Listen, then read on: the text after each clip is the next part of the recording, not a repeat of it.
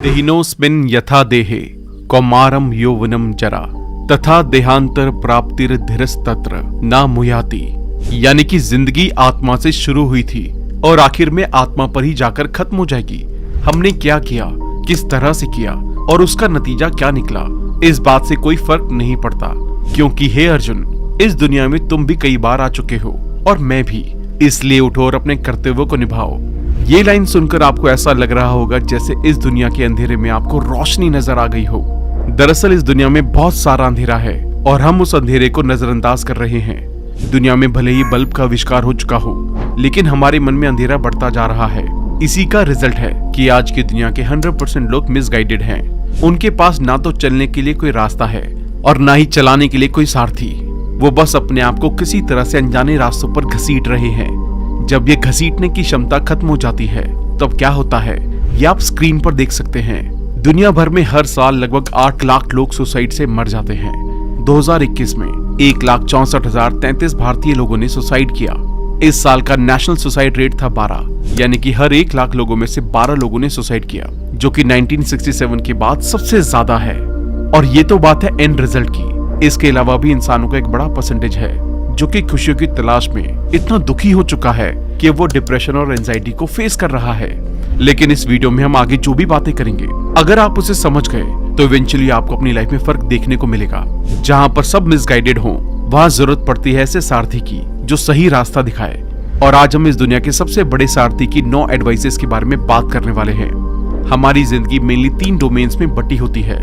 हम यानी कि हमारा मन, उसके बाद दुनिया और उसके लोग जिन्हें हम रिलेशन के तौर पर नोट कर सकते हैं, और तीसरा डोमेन है हमारे सपने, जो कि पहले दोनों डोमेन्स का बाय प्रोडक्ट है। अब बहुत से लोग ये सोच रहे होंगे कि सपने कैसे इन दोनों का बाय प्रोडक्ट हो सकते हैं। दरअसल अगर आप गौर से देखें तो आपका कोई भी सपना आपका अपना नहीं है। जब उसका ओरिजिन हुआ था तो वो इन्फ्लुएंस था, और जब वो पूरा हुआ तब उसके कंप्लीशन या फिर उसके ना पूरे होने में भी पूरी तरह से आपका कॉन्ट्रीब्यूशन नहीं है। इसलिए आप बोनस एडवाइस इसे समझ सकते हैं कि आपको क्रेडिट 100% नहीं मिल सकता, चाहे वो फेलियर का हो या सक्सेस का। आगे बढ़े तो हम श्री कृष्ण के एडवाइसेस को इन 3 डोमेन्स के थ्रू एक्वायर करेंगे। इन एडवाइसेस का सोर्स एक तो आप श्रीमद् भगवद गीता को समझ सकते हैं, और उसके अलावा महाभारत के अलग अलग पर्वों को भी एक्सप्लोर करके इसे आपके लिए कंपाइल किया गया है। तो शुरुआत करते हैं माइंड से। अगर आप अपने माइंड को इंसान के जैसा माने तो यही एक ऐसा इंसान है जो कि पूरी लाइफ, पहली सांस से लेकर आखिरी सांस तक आपके साथ रहता है। ऐसे में आपका माइंड और माइंडसेट ही डिसाइड करता है कि आप बाकी के 2 डोमेन्स में कैसा करेंगे। तो पहली एडवाइस यहाँ पर है मेडिटेशन। मेडिटेशन माइंड के लिए बहुत जरूरी है, लेकिन मेडिटेशन का एक्चुअल मतलब क्या है? आप में से 80% लोग ऐसे होंगे जिन्होंने अपने आप से कभी बात ही नहीं की। अब जैसे आप किसी प्रॉब्लम में फंसे हुए हैं और कोई ऐसा इंसान है जो कि आपको बहुत अच्छे से जानता है, तो इस बात की पूरी संभावना है कि वो आपकी मदद कर सकता है, लेकिन उसके लिए आपको खुद से बात करनी होगी। श्री कृष्ण कहते हैं, उद्वरेद आत्मनात्मानम नात्मानम वसादेत आत्मैव हयात्मनो बंधुरात्मैव रिपुरात्मनः। यानी कि एक इंसान अपनी जिंदगी में आगे बढ़ता है तो भी अपने मन की वजह से, वो अपनी जिंदगी में पीछे आता है तो भी अपने मन की वजह से। मन उसका सबसे अच्छा दोस्त भी है और उसका सबसे बड़ा दुश्मन भी है। आपने एक भजन तो सुना ही होगा कि मन के बहकावे में ना मन राह भुलाए, पाप कराए, तो इस मन का दास ना बन, इस मन को अपना दास बना ले। श्री कृष्ण इसके ठीक अपोजिट कह रहे हैं कि मन से दोस्ती करो, और मन को दास समझने की गलती तो कभी भी नहीं करनी है। मन कभी आपसे पाप करा ही नहीं सकता, मन कभी आपको रास्ता भुला ही नहीं सकता। अगर थोड़ा साइंटिफिकली देखें तो मन भगवत गीता और श्री कृष्ण के अनुसार सबकॉन्शियस माइंड है, और आप वहां जो भरते हैं आपको आगे चलकर वही मिलता है। अगर आपको लालच है तो आप लालच के रास्ते पर चलेंगे, अगर आपको लस्ट है तो आप लस्ट के रास्ते पर चलेंगे। ये नहीं होगा अगर आप मेडिटेशन करेंगे, क्योंकि मेडिटेशन के दौरान हम अपने सबकॉन्शियस माइंड में झांक रहे होते हैं और उस दौरान अच्छे बुरे थॉट्स बाहर निकल जाते हैं। अब दूसरी एडवाइस ये है कि आप उन्हीं का हिस्सा हैं। श्री कृष्ण को हमने महाभारत के अलग अलग पर्वों में देखा है। शिशुपाल और दुर्योधन के सामने हम उनका सब्र देख पाते हैं, कुरुक्षेत्र में हम उनका गुस्सा और प्रेम दोनों देख पाते हैं। श्री कृष्ण अपनी प्रॉब्लम के साथ कैसे डील करते हैं वो बहुत ही ज्यादा इंटरेस्टिंग है। क्या आप भी अपनी प्रॉब्लम को वैसे ही डील करते हैं? आप सोच रहे होंगे कि आप तो एक नॉर्मल इंसान हैं, लेकिन ऐसा नहीं है। अहमात्मा गुणाकेश सर्वभूताशय स्थितः अहमादिश्च मध्यम च भूतानामन्तेव च। श्री कृष्ण कहते हैं कि हे अर्जुन, मैं इस दुनिया में हर एक इंसान के दिल में बसा हुआ हूँ। मैं ही शुरुआत हूँ और मैं ही अंत हूँ। आपको ये मन की डेफिनेशन नहीं लग रही है? ये मन की ही डेफिनेशन है। और पिछले पॉइंट्स में हमने इसलिए कहा था कि किसी भी पॉइंट पर अपने मन को अपना दास मत समझिए, क्योंकि इवेंचुअली आपका मन ही आपको श्री कृष्ण से जोड़ रहा है।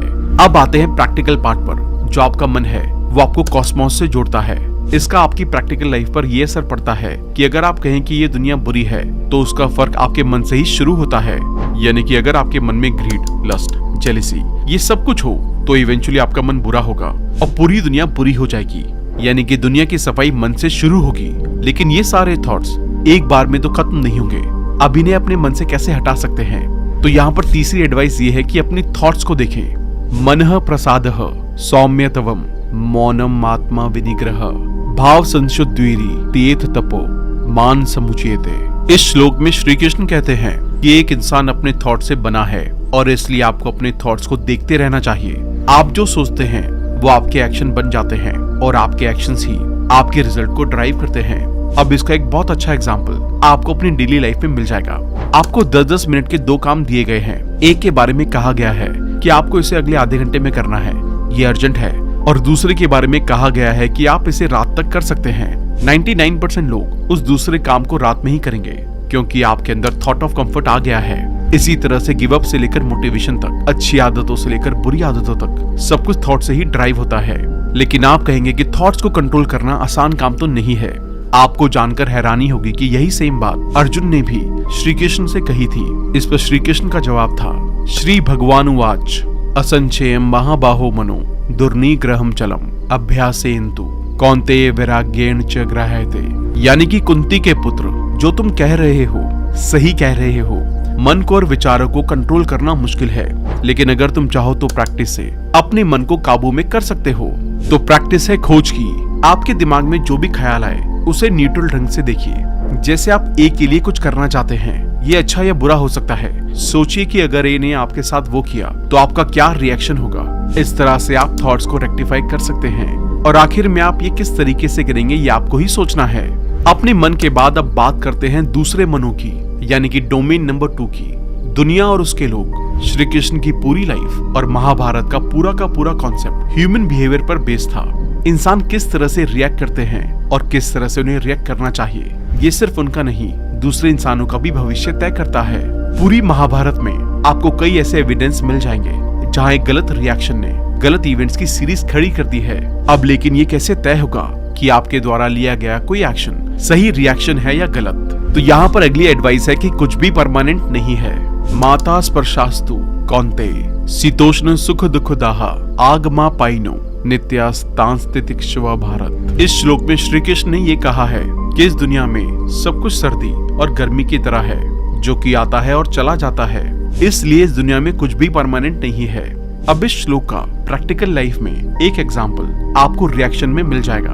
आपके जो रिएक्शंस टेम्परेरी इमोशंस को लेकर रहे हैं, जैसे ग्रीड या लस्ट, उन पर आपको हमेशा पछतावा हुआ है। और आपके जो रिएक्शन परमानेंट इमोशंस जैसे अच्छे के लिए इंसानियत को लेकर रहे हैं, उन्हें लेकर आपको हमेशा अच्छा महसूस हुआ है। आपको ये लग सकता है कि ये सब कहने की बातें हैं, लेकिन अगर असल में आप अपने मन में झांक कर देखें तो आपको नजर आएगा कि ये सब कुछ रियल लाइफ इम्पैक्ट लेकर आता है।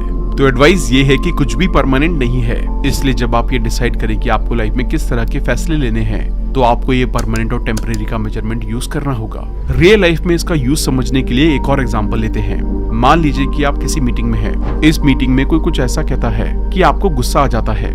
गुस्सा हमेशा टेम्परेरी इमोशन में गिना जाता है, लेकिन उस गुस्से के रिजल्ट से होने वाली चीजें हमेशा परमानेंट होती हैं। अब आप या तो उस गुस्से को फीड करें या फिर उसे रफा दफा करें और मैटर को शांति से सुलझाएं। पहले केस में रिजल्ट आप प्रेडिक्ट नहीं कर सकते, लेकिन दूसरे केस में जो भी कुछ होगा आपकी मर्जी से होगा। अगली एडवाइस है कि इसके लिए आपको लड़ना होगा। अशोचयान अनवशोचस्त्वम प्रज्ञावादांश भाषसे गता सुनशच नानुशोच चंती पंडितः। ये श्लोक बहुत जरूरी है, क्योंकि यहीं से श्री कृष्ण ने अर्जुन को उनके कर्तव्यों के बारे में बताना शुरू किया था। इस श्लोक से पहले अर्जुन श्री कृष्ण से कहते हैं कि आप मुझे अपने ही लोगों को मारने के लिए कह रहे हैं। आप ये चाहते हैं कि मैं उन्हें मारकर अपना साम्राज्य बनाऊं। जिन्हें मारना मेरे लिए खुद को मारने के जैसा है। इस पर श्री कृष्ण कहते हैं कि तुम व्यर्थ विलाप कर रहे हो पार्थ, ये लोग इस लायक नहीं है कि इनके लिए विलाप किया जाए। इस श्लोक में जो वर्दी या लायक शब्द है वही श्री कृष्ण की आपके लिए एडवाइस है। पिछले पॉइंट में हमने ये देखा कि आपके एक्शन कैसे होने चाहिए। अब आपके एक्शन के बाद सामने वाला इंसान भी कोई ना कोई एक्शन तो लेगा ही। ऐसे में आपको उस एक्शन के साथ ये तय करना है कि आप इस इंसान को अपने मन में जगह देंगे या नहीं। हम में से लगभग सभी लोग उन लोगों के लिए रोते हैं जो कि उस लायक नहीं है। हम उन्हें अपनी लाइफ में रखते हैं, चाहे उसके लिए हमें अपने आत्मसम्मान को ही नजरअंदाज क्यों ना करना पड़े।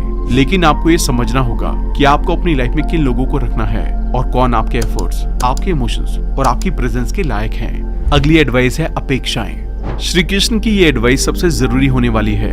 पहले इस श्लोक को समझते हैं। यह सर्वत्र नभि से न हस्तः तत् तत् प्राप्य शुभाशुभम नाभिन्नदति न द्वेष्टि तस्य प्रज्ञा प्रतिष्ठा। वो इंसान जिसे किसी चीज का मोह नहीं है, जिसे किसी चीज की लालसा नहीं है, जो हर चीज से मुक्त है, उसी की बुद्धि हमेशा स्थिर रहेगी।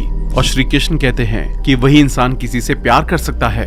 अब प्रॉब्लम ये है कि जब मोह नहीं होगा, लालसा नहीं होगी, तो आप प्यार क्यों करेंगे?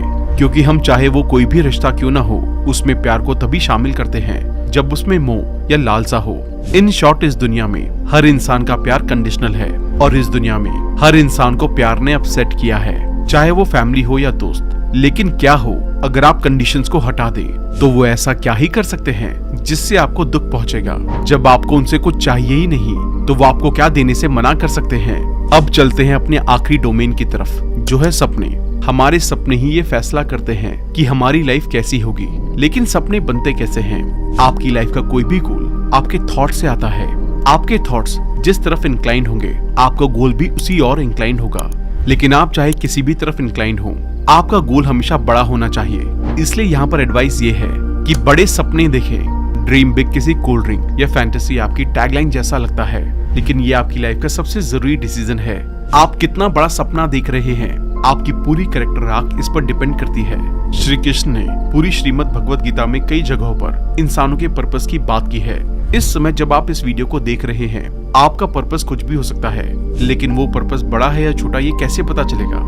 तो सबसे पहले उस पर्पस से कितनी जिंदगियां बदलने वाली हैं। मान लीजिए आप किसी एग्जाम की तैयारी कर रहे हैं और आपका पर्पस है एग्जाम को क्लियर करके पब्लिक सर्विस में जाने का, तो ऐसे में ये पर्पस बड़ा तब होगा जब आप इसके जरिए लोगों को सर्व करने के बारे में सोचेंगे। ये पर्पस छोटा तब हो जाएगा जब आप अपने और अपने परिवार के बारे में सोचेंगे। उनके बारे में भी सोचना जरूरी है, लेकिन जब आप पूरी दुनिया को कवर कर लेंगे, तो वो तो जाहिर सी बात है कि वो कवर होंगे ही होंगे। और दूसरा, आपके इस पर्पस का काल पर क्या प्रभाव पड़ेगा।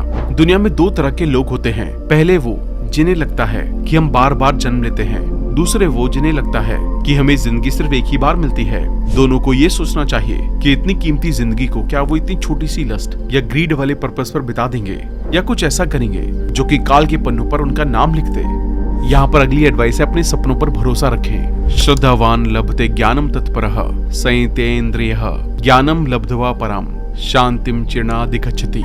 आपने अक्सर ये नोटिस किया होगा कि आप कोई काम कर रहे हैं और उस पर आपको विश्वास हो, तभी आप उस काम को पूरा कर पाते हैं। श्री कृष्ण ने भी इस श्लोक में यही कहा है, जो इंसान विश्वास से भरा होता है वो इंसान ही अपने ज्ञान के चक्र को पूरा कर पाता है। यानी कि इन शॉर्ट, वही इंसान अपने गोल तक पहुंचता है। इसमें आपकी डेली लाइफ के लिए एडवाइस ये है कि खुद पर भरोसा रखिए। जो भी स्टेप आप ले रहे हैं, वो स्टेप्स पूरी तरह से विश्वास से भरे होने चाहिए। अगर वो विश्वास से भरे नहीं होंगे, तो आपके गिरने के चांसेस बहुत ज्यादा बढ़ जाएंगे और जो काम आपके पोटेंशियल का था, आप उस काम को भी एक इम्पॉसिबल काम बना देंगे। इस बात से तो आप पूरी तरह से रिलेट कर पा रहे होंगे, क्योंकि आपने खुद ये नोटिस किया होगा कि कोई काम विश्वास से किया जाए तो बड़े ही अच्छे से पूरा होता है, लेकिन अक्सर हमारे विश्वास को हिला देता है हमारा सेल्फ डाउट। लेकिन ये आखिरी एडवाइस आपको सेल्फ डाउट से हमेशा के लिए फ्री कर देगी, और ये है रिजल्ट के बारे में ना सोचें। कर्मणे वाधिकारस्ते मां फलेषु कदाचन मां कर्म फल हेतुर्भुर्मा ते संगोस्तव कर्मणि। श्री कृष्ण कह रहे हैं कि आपका काम अपने काम या गोल की तरफ आगे बढ़ते रहना है, उनके रिजल्ट के बारे में नहीं सोचना है। पिछले पॉइंट में हमने सेल्फ डाउट की बात की थी, लेकिन ये श्लोक आपके सारे सेल्फ डाउट को खत्म कर देगा। सेल्फ डाउट का ओरिजिन है रिजल्ट के बारे में सोचना। अब जैसे मान लेते हैं कि आप किसी प्रोजेक्ट पर काम कर रहे हैं या फिर किसी एग्जाम की तैयारी कर रहे हैं, ऐसे में जो आपको सेल्फ डाउट आएगा वो इसके रिजल्ट से जुड़ा हुआ होगा, और उस एक सेल्फ डाउट की वजह से आपका आज खराब हो जाएगा, जबकि आपको पता भी है कि आप कितना भी सोच लें, रिजल्ट आना अपने टाइम पर ही है। ऐसे में सबसे पहले तो आपको रिजल्ट यानी कि फल के बारे में नहीं सोचना है। हाँ, लेकिन ये बिल्कुल सही है कि आप एंड रिजल्ट को माइंड में रखते ही एग्जाम देते हैं, लेकिन उसको बार बार नहीं सोचना है कि क्या हो सकता है। अगर आपको सेल्फ डाउट लग रहा है तो आप ये सोचिए कि आपने जो भी स्टेप लिया वो सही है या नहीं।